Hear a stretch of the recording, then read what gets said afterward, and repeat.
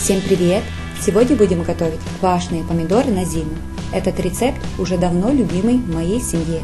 Помидоры для засолки лучше выбирать твердые, ни в коем случае не мятые или поврежденные. Для засолки хорошо подходят помидоры сорта сливка. Можно брать томаты как спелые, так и зеленые. Это дело вашего вкуса. Для рецепта нам понадобится помидоры сорта сливка, свежая петрушка, сельдерей, листья смородины, вишни, малины, чеснок, красный острый перец, лук, корень хрена, листья хрена, зеленый укроп и укроп зонтиками. Для начала приготовим маринад или рассол для квашеных помидор. Для этого набираем в кастрюлю воды, ставим на огонь, накрываем крышкой и доводим до кипения. Как только вода закипит, добавляем соль. На 1 литр воды 1 столовая ложка сверху соли. Соль бывает разная, поэтому пробуйте маринад на вкус. Он должен быть достаточно соленым, но это не должна быть рапа. Добавляем приправы, лавровый лист, черный перец, душистый перец и гвоздику. Накрываем крышкой и даем покипеть 2-3 минуты. Затем выключаем огонь и оставляем до полного остывания.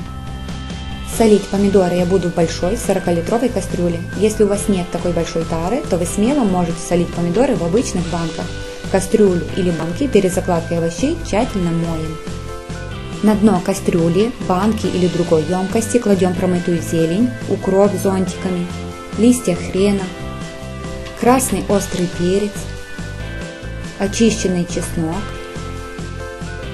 очищенный и нарезанный корень хрена, веточки сельдерея, зеленый укроп, нарезанный кольцами лук, веточки зеленой петрушки, листья смородины, вишни, малины. Можете добавить мяту, чабрец и другие травы, которые посчитаете полезными. Перед укладкой помидоры хорошо моем и отбираем мятые и поврежденные плоды. Далее сверху на зелень укладываем слой томатов.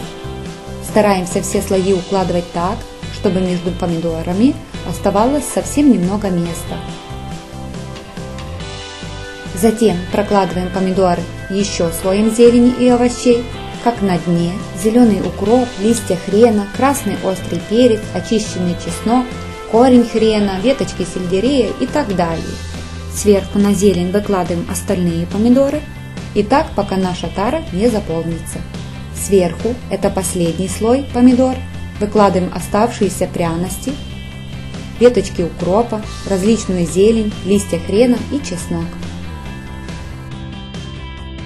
Дальше, когда наша кастрюля или банка будет заполнена, сверху заливаем помидоры заранее приготовленным маринадом до самого верха, чтобы томаты были им полностью покрыты. Маринад для заливки помидор обязательно должен быть холодным. Накрываем помидоры чистой марлей. Кстати, в процессе брожения на марле может появиться плесень. Ее нужно будет снимать и промывать в проточной воде во избежание порчи вкуса томатов. Сверху на марлю кладем подходящую по диаметру тарелку или деревянный кружок, а на нее устанавливаем как груз банку с водой. Вначале ставим банку с водой побольше, но потом меняем ее на меньшую, чтобы не давило на помидоры. В таком виде оставляем помидоры в тепле на 5-7 дней. И примерно через 2-3 дня рассол помутнеет. Это значит, что процесс квашения начался. Затем отправляем кастрюлю в подвал, в кладовку, на балкон или, как в моем случае, в погреб.